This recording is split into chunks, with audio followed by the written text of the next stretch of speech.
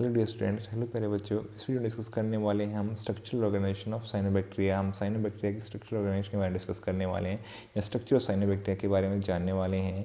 ये वीडियो बहुत ही इंपॉर्टेंट है एग्जाम पॉइंट ऑफ व्यू से। स्ट्रक्चर ऑफ साइनोबैक्टीरिया से क्वेश्चंस कॉमनली आते हैं और आने वाले एग्जाम में भी डेफिनेटली देखने को मिलेंगे, इसलिए वीडियो को बहुत ध्यान से देखना है, एंड तक देखना है। सभी क्वेश्चंस और सभी बातें आपको समझ में आ जाएंगी। My name is Deepak Lather, I am going to explain all this in video. देखो हमारा टॉपिक क्या है, स्ट्रक्चरल ऑर्गेनाइजेशन ऑफ साइनोबैक्टीरिया। हम बेटा यहाँ पे टॉपिक डिस्कस कर रहे हैं साइनोबैक्टीरिया के बारे में। हमने साइनोबैक्टीरिया के इंट्रोडक्शन के बारे में पढ़ चुके हैं। इस वीडियो में हम डिस्कस करने वाले हैं स्ट्रक्चरल ऑर्गेनाइजेशन।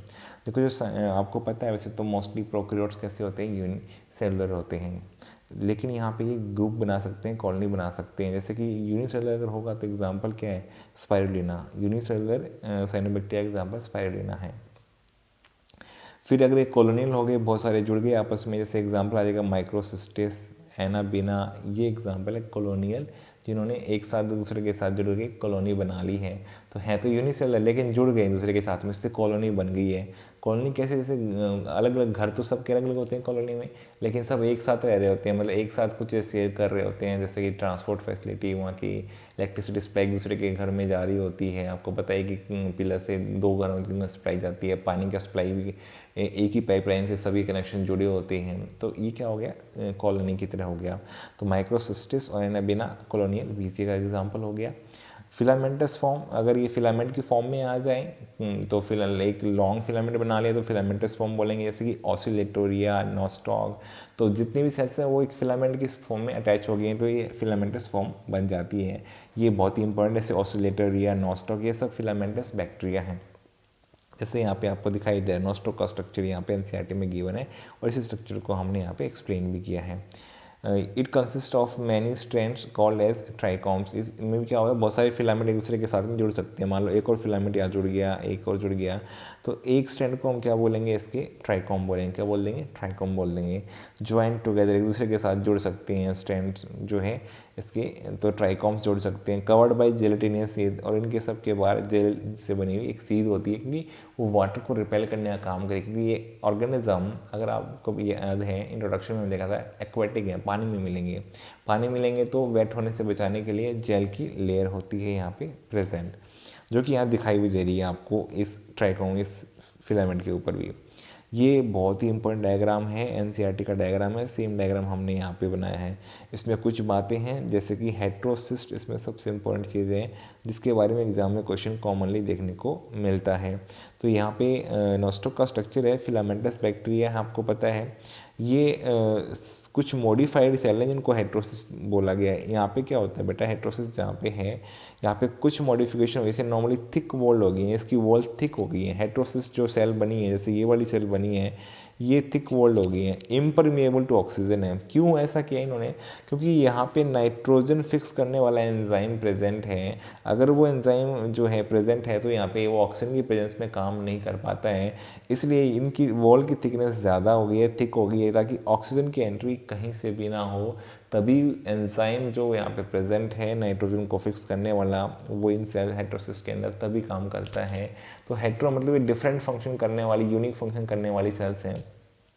अब देखो ये नाइट्रोजन फिक्स करने वाला एंजाइम इसमें है, लेकिन ये अपनी एनर्जी रिक्वायरमेंट बाकी सेल्स से पूरी करती हैं, लेकिन बाकी सेल्स को नाइट्रोजन प्रोवाइड करने का काम करती हैं। तो इसलिए यहाँ पे हेट्रोसिस स्पेशलाइज सेल है, एक तरीके से आप कह सकते हो, जो नाइट्रोजन फिक्सेशन का काम करती हैं, और ये थिक वॉल्ड हो जाती है। कैरेक्टरिस्टिक आपको याद रखनी है, और ये इम्परमेबल टू ऑक्सीजन है।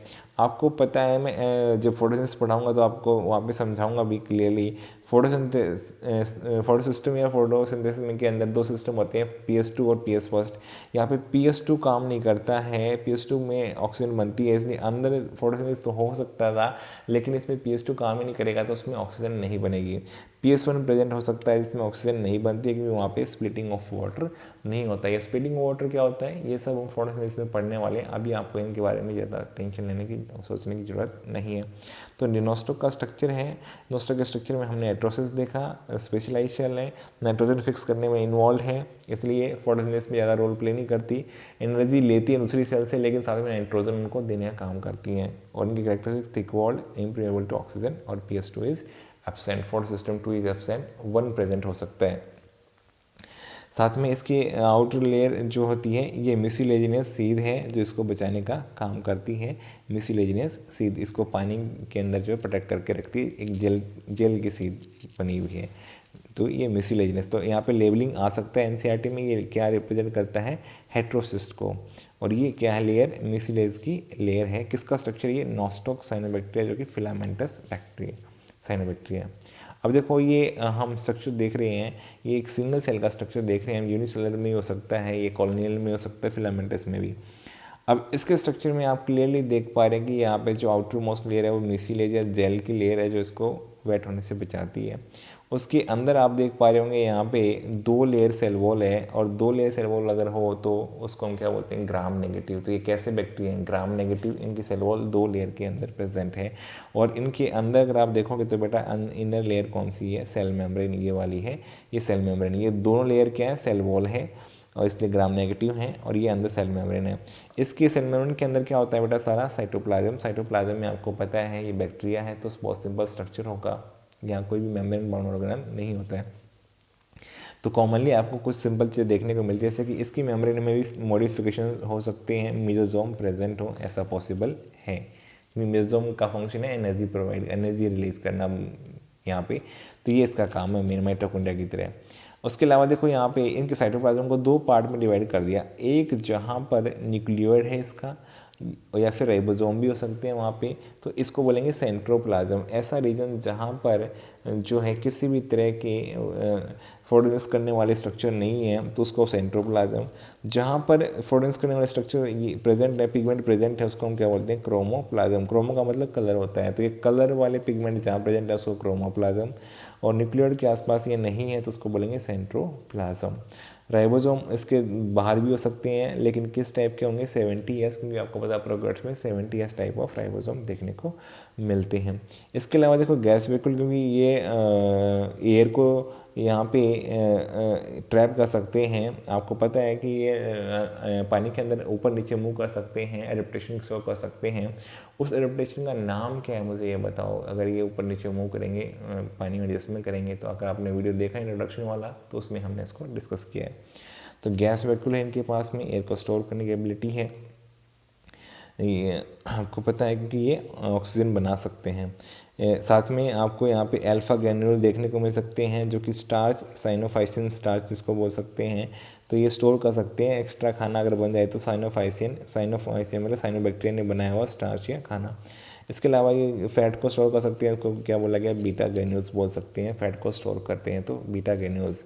तो अलग टाइप के मटेरियल को स्टोर करने की एबिलिटी रखते हैं। आप इंक्लूजन बॉडीज हमने पढ़ा था, वो इंक्लूजन बॉडी यही होते हैं, इंक्लूजन बॉडी इन्हीं को ही बोलते हैं। जब ये स्टार्च को स्टोर करेंगे साइनोबैक्टीरिया तो साइनोफाइसिन स्टार्च स्टोर होगा तो अल्फा ग्रेन्यूल्स, फैट स्टोर होगा तो बीटा ग्रेन्यूल्स। अब हम आते हैं थाइलाकोइड्स के ऊपर, या जहाँ पे इनके पिगमेंट्स प्रेजेंट हैं उस, क्योंकि ये फोटोसिंथेटिक है। फोटोसिंथेटिक पिगमेंट इनके पास में कौन से होते हैं, क्लोरोफिल ए, क्योंकि ये तो यूनिवर्सल पिगमेंट है, सब में प्रेजेंट है। तो भी फोटोसिंथेसिस करते हैं ऑर्गेनिज्म, उन सब के पास क्लोरोफिल ए तो होता ही है क्योंकि यूनिवर्सल पिगमेंट है। फाइकोसाइनिन जो है ये ब्लू कलर के लिए रिस्पॉन्सिबल है, तो फाइकोसाइनिन होता है पिगमेंट इनके पास में। फाइकोएरिथ्रिन होता है इनके पास में जो कि रेड कलर के लिए रिस्पॉन्सिबल है। एलोफाइकोसाइनिन जो कि लाइट ब्लू कलर के लिए रिस्पॉन्सिबल है। तो यहाँ पे इनके जो पिगमेंट्स हैं इनका नाम आ सकता है, बताओ साइनोबैक्टीरिया के अंदर कौन कौन से पिगमेंट देखने को मिलते हैं। ब्लू ग्रीन एल्गी के अंदर कौन से पिगमेंट, तो यहाँ पे क्लोरोफिल ए, फाइकोसाइनिन, फाइकोरिथ्रिन, एलोफाइकोसाइनिन। अब इनके पिगमेंट जो यहाँ प्रेजेंट हैं, ये पिगमेंट की वजह से या अपने फंक्शन की वजह से तो ये एल्गी की तरह लगते हैं, इसलिए इनको ब्लू ग्रीन एल्गी इसीलिए बोला गया। लेकिन स्ट्रक्चर अगर आप देखोगे इसका, तो स्ट्रक्चर से ये प्रोकैरियोटिक सेल के जैसे हैं, बहुत ही सिंपल। यहाँ पे कोई भी मेम्ब्रेन बाउंड ऑर्गेनेल्स यूकैरियोट्स की तरह नहीं है। तो यहाँ पे स्ट्रक्चरली ये प्रोकैरियोट्स के ऐसे हैं, तो इसलिए एक क्लासिफिकेशन जब किया गया फाइकिंगडम में तो क्राइटेरिया के अकॉर्डिंग तो इनको रखा गया मोनरा के अंदर, क्योंकि ये प्रोकैरियोटिक स्ट्रक्चर इनके पास में प्रेजेंट होता है, इसलिए इनको जो है साइनोबैक्टीरिया को यहाँ रखा गया। फंक्शनली जो है इनको देखा जाए तो ये एल्गी की तरह फोटोसिंथेसिस कर सकते हैं, तो इसलिए इनको ब्लू ग्रीन एल्गी बोला गया था। और ब्लू ग्रीन इसलिए ब्लू पिगमेंट भी है इनके पास में, इस वजह से ब्लू ग्रीन एल्गी बोला गया। तो आप देख सकते हैं कि क्राइटेरिया जो है स्ट्रक्चर का इंपॉर्टेंट है for classifying organism as compare to function. तो जिससे स्ट्रक्चर मैच करेगा वहीं पे उनको रखा जाता है। और इसमें और डिटेल्स क्या आ सकती हैं बेटा, देखो यहाँ पे पिगमेंट्स आपको पता लगे कौन से यहाँ पे प्रेजेंट होते हैं। नॉन मोटाइल फ्लैजेलम इनके पास में नहीं होता है, प्रोकैरियोटिक सेल के पास में फ्लैजेलम हो सकता है लेकिन इनके पास फ्लैजेला नहीं है, तो ये नॉन मोटाइल होंगे। लेमिलोजोम, मीजोजोम प्लस न्यूक्लियोइड को क्या बोलते हैं, जैसे कि मीजोजोम ये हो गया और न्यूक्लियोइड हो गया, तो इसको क्या बोलते हैं, लेमिलोजोम। यहाँ पे लेमिलोजोम क्या होता है, मीजोजोम प्लस न्यूक्लियोइड जो है प्रेजेंट होता है। मेटाबॉलिज्म अगर आप बात करेंगे इनका, metabolism most self dependent organism है। देखो सेल्फ डिपेंडेंट कौन हो सकता है, जो अपना खाना खुद बना सके, तो प्लांट भी ऐसा कर सकते हैं, सेल्फ डिपेंडेंट होते हैं, लेकिन प्लांट नाइट्रोजन को फिक्स कर नहीं कर सकते, नाइट्रोजन मेटाबॉलिज्म नहीं कर सकते।